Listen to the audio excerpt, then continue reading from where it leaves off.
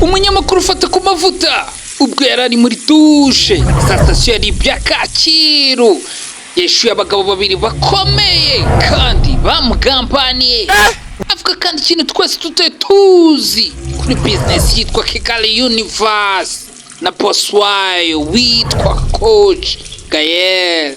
Birabibyuya we dore amazi ngo garakonja, dore amazi ngo garakonja, dore amazi ngo garakonja. Wagira ngo ni kakandi ko muri Tumbezi za Nyabugogo.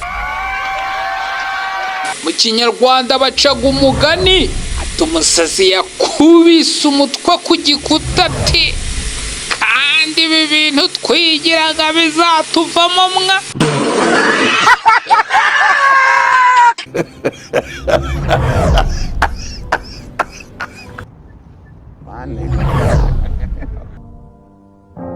Ni hatari kwe. Karakuma bapimishaga ibiyobyabwenge mwa ubanza ari akashinwa n'akashinwa. Kuko Imana yanga ikintu bita agasuzuguro yawe. Akanyagwa kanze kurira bari gupima Bushari, kanga kurira bari gupima Kwizera Olivier w'Amavubi, none kajwigiriye kabura feri kuri njyewe fata ku mavuta. Omelette spéciale avec ses oignons blancs. Wana cha Melody cigiraga igitangaza ngo naco caranyihakanyara. Nasadiki wakora kunezeza ba. Nje ntabwo nkoreraga Kinyusi Melody, nje fata ku mavuta ndi umureza amase wa Coach Gael. Coach Gael. Noneho nawe nanyihakane, oya nanyihakane turebe, nanyihakane.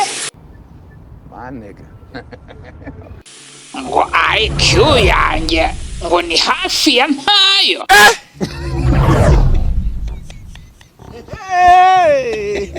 Yewe data we. Ariko nanjye ubanza ndengeraga cane mwa. Uribu nimpamagara nje fata ku mavuta sinzitaba. Hande nabonye karaka jambo nivugiye ndi mu mikino karabariye ahantu.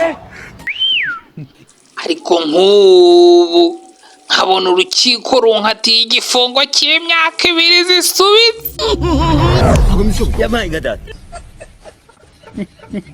Asohoka nk'umupampe fata ku mavuta nakandagiye imageragere. Biriya binyagwa ngo ni YouTube ngo imihanda yanyereye. Nje fatasi Omelette spéciale avec ses oignons blancs. Usica nabikorera nahita mbihenera. Asinange nkaba umugabo nk'abandi sha.